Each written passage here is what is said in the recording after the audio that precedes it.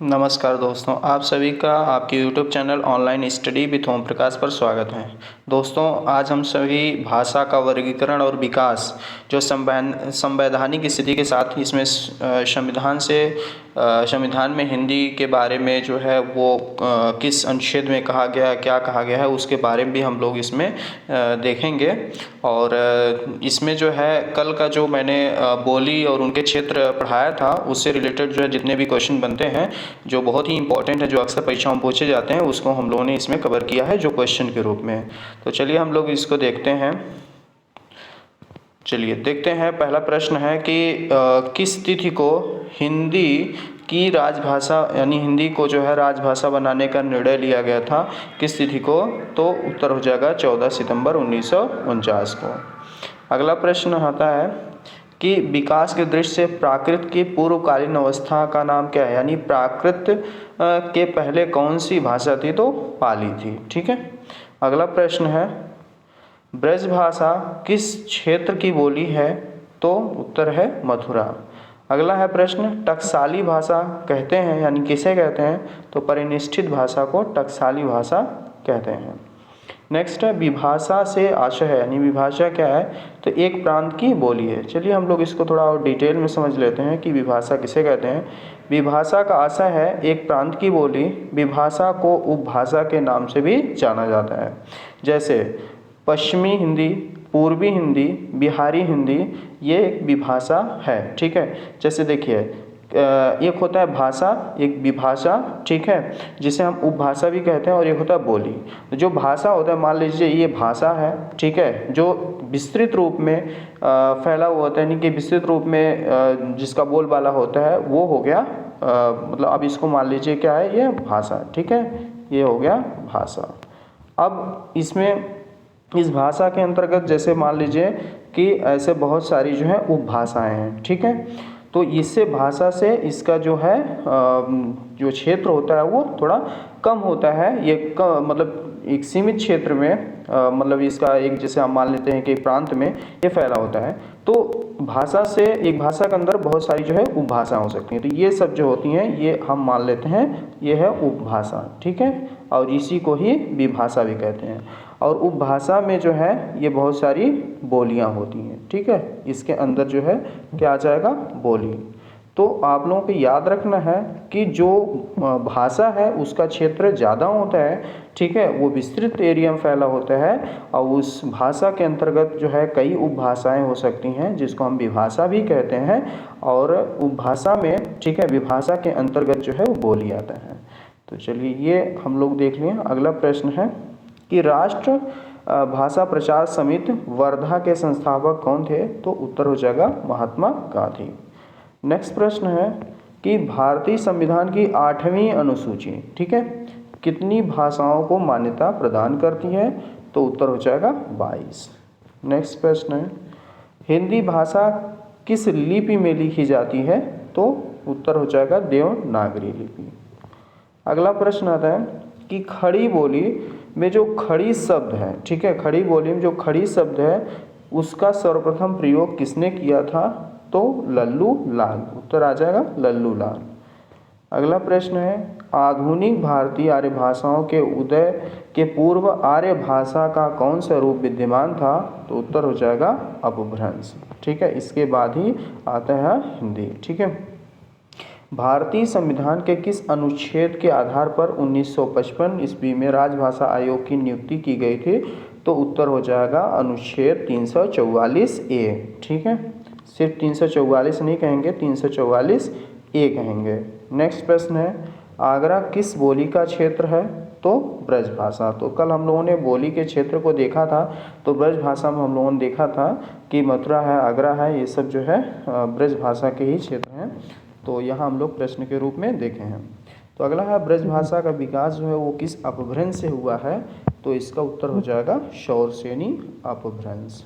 Next प्रश्न है सिंधी भाषा का विकास किस अपभ्रंश से हुआ है? ठीक है, यहाँ थोड़ा टाइपिंग मिस्टेक है। सिंधी भाषा का विकास की नहीं, का विकास किस अपभ्रंश से हुआ है? तो ब्राह्मण अपभ्रंश। नेक्स्ट प्रश्न है कि हिंदी भाषा के अंतर्गत कितनी बोलियां हैं? तो उत्तर हो जाएगा 18। नेक्स्ट प्रश्न है, अपभ्रंश भाषा की समय सीमा क्या है, यानी अपभ्रंश का की जो है वो समय सीमा क्या है, तो ये हो जाएगा 500 ईस्वी से 1000 ईस्वी। तो जैसा कि हम सभी जानते हैं कि 2000 ईसा पूर्व से 500 ईसा पूर्व तक क्या आता है, संस्कृत का समय होता है, ठीक है। उसके बाद जो है 500 से लेकर के यानी 500 ईसा पूर्व से 1 ईस्वी तक का जो समय सीमा होती है वो पाली होता है, ठीक है। उसके बाद का समय होता है, पाली के बाद क्या आता है, 1 ईस्वी से लेकर के 500 ईस्वी तक के जो है समय सीमा है, इसको हम लोग बोलते हैं प्राकृत, ठीक है। पाल के बाद आता है प्राकृत। फिर उसके बाद 500 ईस्वी से उसके बाद 1000 ईस्वी तक के समय सीमा को हम लोग जो है अपभ्रंश बोलते हैं, ठीक है। 1000 ईस्वी के से आज तक का जो समय सीमा है वो हिंदी का आता है। तो चलिए हम लोग नेक्स्ट देखते हैं कि पाली किस धर्म की भाषा है, तो बौद्ध धर्म, ठीक है। यानी बौद्ध धर्म में महात्मा बुद्ध ने जितने भी उपदेश इन्होंने दिया था वो पाली में था, ठीक है। अगला प्रश्न है, अवधि का विकास किस अपभ्रंश से हुआ है, तो उत्तर हो जाएगा अर्धमागधी अपभ्रंश। अगला प्रश्न है, राजस्थानी भाषा का उद्भव जिस क्षेत्रीय अपभ्रंश से हुआ है उसका नाम क्या है, शौरसेनी अपभ्रंश। तो मित्रों हम सब जो है डेली व्याकरण से रिलेटेड और उसके साथ साथ जो है हम लोग जो है हिंदी साहित्य के इतिहास, भाषा विज्ञान के प्रश्नों को हम लोग चैप्टर वाइज कवर कर रहे हैं, जो कि बिहार में जितनी भी वैकेंसियां हुई हैं अभी तक शिक्षक भर्ती हुई है उसमें इससे प्रश्न बने हैं और आने वाले समय में भी इससे बनेंगे। तो उसको देखते हुए मैं इसको कवर कर रहा हूं, तो आप सब जो है इसको देखते रहिए। और आप लोगों से एक रिक्वेस्ट है कि वीडियो को शेयर भी करिए और सब्सक्राइब भी करिए, और ऐसे ही आप लोग देखते रहिए, और जिससे जो है मैं चैप्टर वाइज जो है डेली वीडियो अपलोड करता रहता हूं, फिर आपको कोई समस्या नहीं होगी, चाहे वो 6 to 8 का हो, चाहे 9 to 10 या 11-12 की हिंदी हो। इसको जो है आप बस देखते रहिए, क्योंकि मैं खुद एक सेलेक्टेड हूँ BPSC TRE 2 का, +2 में मेरा चयन हुआ है। तो आप सब जो है देखते रहिए, जो मैंने जिस हिसाब से मैंने तैयारी किया था और जैसे मैंने तैयारी करके मैं सेलेक्ट हुआ, उसी को जो है मैं कोशिश कर रहा हूँ कि आप सब भी और भी मेरे जो है मेरे मित्र या आप सब जो हैं आप सब भी मेरे मित्र हैं, मेरे भाई हैं, मेरी बहन है, तो आप सब भी इसको देखते रहिए, आप सब भी जो है TRE 3 और 4 में सिलेक्शन लीजिए। तो चलिए हम लोग अगला प्रश्न करते हैं कि राजस्थानी भाषा का उद्भव जिस क्षेत्रीय अपभ्रंश से हुआ है उसका नाम क्या है, शौरसेनी अपभ्रंश। तो नेक्स्ट प्रश्न है, क्षेत्र विशेष में बोली जाने वाली भाषा को क्या कहते हैं, तो बोली कहते हैं, ठीक है। अगला है, संविधान के किस अनुच्छेद के तहत हिंदी को संघ की राजभाषा घोषित किया गया है, तो अनुच्छेद 343। नेक्स्ट प्रश्न है, कुमायूनी भाषा भाषी क्षेत्र है, तो रानीखेत नैनीताल।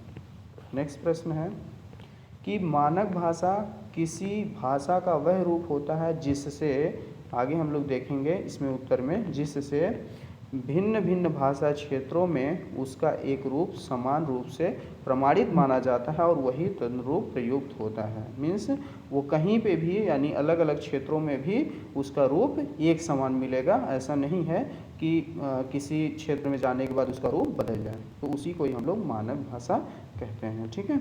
अगला प्रश्न है, राष्ट्रभाषा का दर्जा उस भाषा को होता है जो पूरे राष्ट्र में पाई जाती है। तो हमारे भारत में कोई भी राष्ट्रभाषा नहीं है, हमारे भारत में राजभाषा है ना कि राष्ट्रभाषा है, ठीक है। अगला प्रश्न है, वर्तमान भारतीय गणतंत्र में हिंदी भाषा किस विशेष भाषा के रूप में मान्य है, तो राजभाषा के रूप में, ठीक है। अगला प्रश्न है कि हिंदी को संघ की राजभाषा बनाने का जो प्रस्ताव संसद में पारित हुआ उसके संस्थापक थे श्री गोपाल स्वामी अयंगर। अगला प्रश्न है कि हिंदी की कितनी उपभाषाएं हैं, तो हो जाएगा 5। कौन कौन सी हैं, पश्चिमी हिंदी, राजस्थानी हिंदी, पहाड़ी हिंदी, पूर्वी हिंदी और बिहारी हिंदी। ये 5 जो हैं इसकी उपभाषाएं। अगला प्रश्न है, खड़ी बोली का दूसरा नाम क्या होता है? कौरवी। नेक्स्ट प्रश्न है, बिहारी हिंदी का विकास किस अपभ्रंश से माना जाता है? तो मागधी अपभ्रंश। अगला प्रश्न है और ये लास्ट प्रश्न है, पूर्वी हिंदी वर्ग की बोलियों का विकास किससे माना गया है? तो उत्तर हो जाएगा अर्धमागधी अपभ्रंश।